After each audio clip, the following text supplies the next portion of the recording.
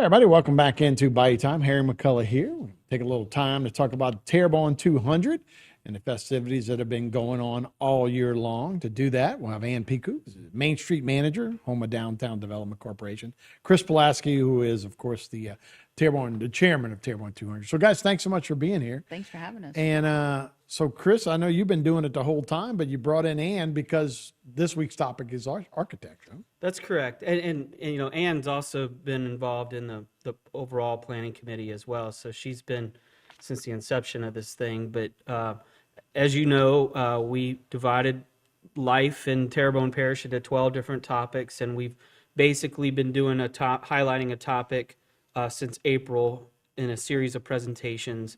And yes, the next one, which is Thursday, October 6th, is architecture. So as the Main Street Manager, Ann has seen a lot of and dealt a lot with the historic buildings in downtown. Of course, architecture covers more than just downtown, but she seemed like the best fit for this role. So you're going to talk, what's your talk based on, Ann? So first of all, when I jumped into this journey, I just didn't realize how diverse architecture actually is, because, you know, like Chris was just saying, you know, I deal with downtown. I do not have a background in architecture at all. And so I was very overwhelmed. And then I started to slow down, and I was very fortunate to have a lot of people help me out, the people at the library, and just talking like to Joey Yesso and Merlin Learett and so forth. So then I decided to narrow it down to the influences of architecture. So, you know, there's a lot of French background to our styles, as well as Spanish, North American, which brings in the Canadian influence, and even African. So we had several continents of influencers into this part of the country in the late 1700s going into the 1800s. And then over doing more and more studying, I started to realize there's also styles, you know. So what I was going to hit on tomorrow is starting with sort of like the Acadians, how they came and they did the Creole. And then from there, we went into different styles. Like there's like I said, Acadian, there's Creole, there's Spanish, there's Art Deco, there's arts and crafts, there's Spanish style. And then from there, just kind of go into the different attributes that are added on, the integrity of buildings now. You know, where years ago, a balcony had an explicit reason.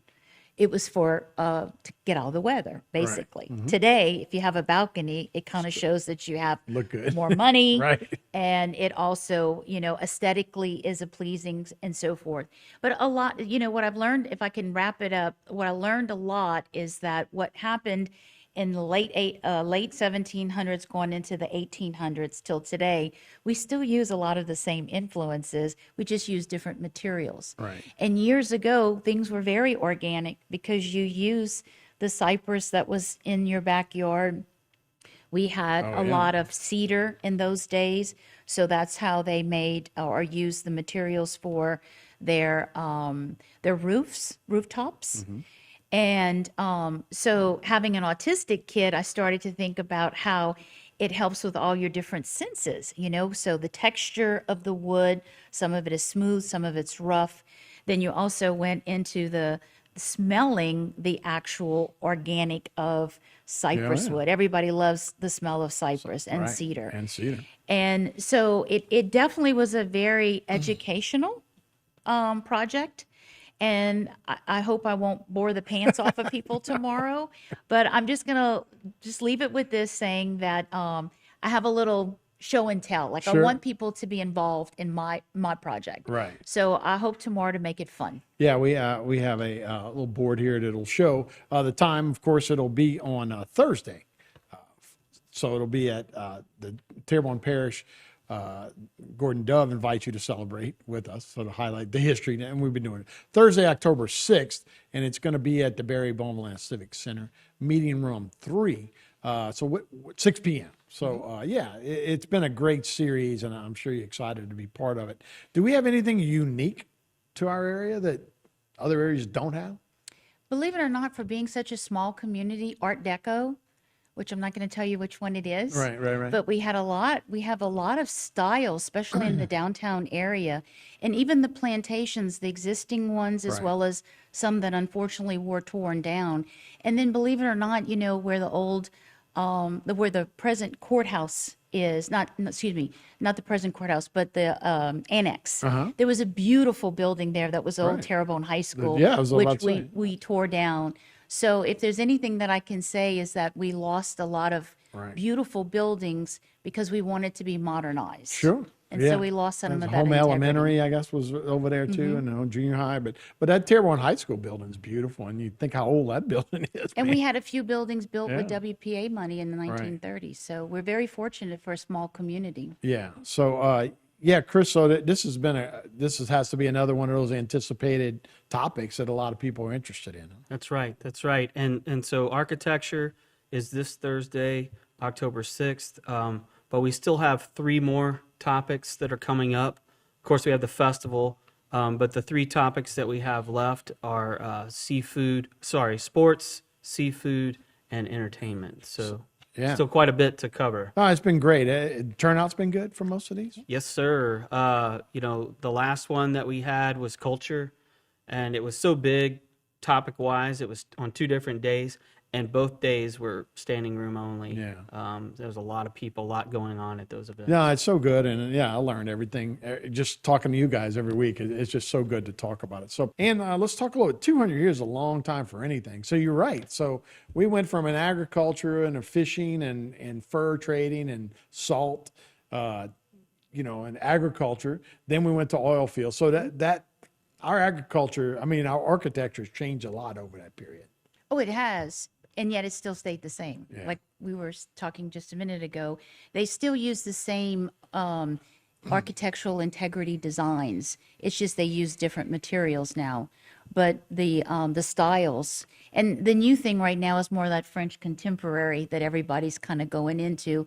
But if you kind of dissect it, you still see a lot of the old Creole and Acadian type of architectural flares. Right. Well, we got to deal with hurricanes too, and that's one of the things I think everybody's kind of gotten different. I sometimes go, look, we got to be the steel building capital of the world. Everything in here has become a steel building. Kind of aggravates me, to tell you the truth, sometimes, but it is part of our architecture, and it is part of what we do down here, and we got to have those kind of buildings too. So, Right. yeah, even Chris, you were talking like probably the latest civic thing we've done is the new facility, which has to be probably category 6 proof, right? I think just off the top of my head, I think the most recent civic building that's been constructed is the Office of Homeland Security and Emergency Preparedness up in Gray. And yes, it is a Cat 5 building, and then there's a safe room behind that, which is even stronger in terms of there's no windows or anything, but that's form follows function. To use architecture terms. And so a lot of what we build and how we build, follows suit to that. Back in the day, all buildings were raised off the ground, maybe a foot, maybe a little bit more. And that was because the river would overflow its banks and Every year, right? every spring when the snow melts and makes its way down, there you go. But as the levees came to pass and that stopped happening, they still built buildings off the ground for purposes of cooling them down. They had the big attic fans, and it would draw the cool air up from the crawl space under the home.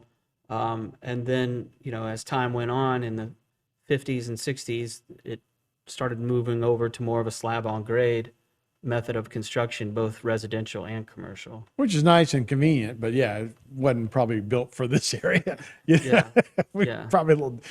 That's a whole different thing. So we still have the festival and the parade, and we have a board for the festival and the parade. So that's in 2 weeks, right? Correct. So Saturday, October 15th, there you go, downtown from 11 a.m. to 8 p.m. We have live music. We've got food and drinks. We have several highlights throughout the day. Of course, the biggest thing in the morning will be, once we do the welcome and the pledge and so forth and the blessing, then we'll move over to the bandstand that Ann mentioned in the previous segment. and we'll actually have the ribbon cutting for that bandstand. So the community band will be the first band to perform there, and they'll play the Star Spangled Banner and a few other patriotic songs. But throughout the rest of the festival, I mean, we have some contests that I think will be a lot of fun. One that I will tell you about is the crawfish pie eating contest. And we will hopefully have some local celebrities. We're still working on exactly who our contestants will be, but that'll be a lot of fun to watch. And we also have another contest that I don't want to give away too much on, because then it'll take away from the contest itself, but that'll be more for the kids. So keep an eye out for that. We have a parade that rolls at 2:00. The parade goes from Town Hall down Barrow Street to Main Street, and from Main it goes up to the Courthouse Square. So if you're interested, we still have slots available in the parade. It's free to participate in the parade. We only ask that you keep in mind that it's history that the parade is highlighting. So we want people to dress in some sort of period costume or clothing. If you have an old vehicle, classic car, truck, fire truck, police car, whatever it is, horse and buggy, we're interested in all that. So you can find out all that information on our website, which is Terrebonne200.org. Yeah, and you were talking at full circle, though, as we're building a new band gazebo, and that's kind of what used to bring people together back in the day, huh? Correct. From the research that I did, I dug up Homa. Is a wonderful, there's 7 volumes. If someone has not had the opportunity to purchase them, you can get them at Southdown. And Miss Worslow, Helen Worslow, did a phenomenal job of archiving a lot of information. But the original bandstand was in the 1700s, late 1700s. And she talks about Professor Frank Fabregas leading always the band. And it was an honor if you were able to perform with the professor.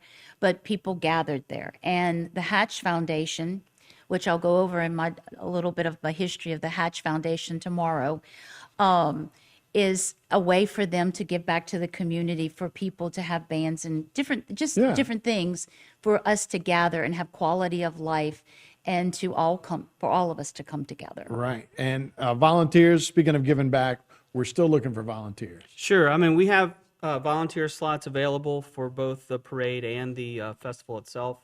So you can also find that information on the same website, Terrebonne200.org, or you can email at Terrebonne200@tpcg.org. All right, Chris, Ann, thank you guys so much. Looking Thank you. forward to the talk. Thank you. We'll be right back with more Bite Time after this.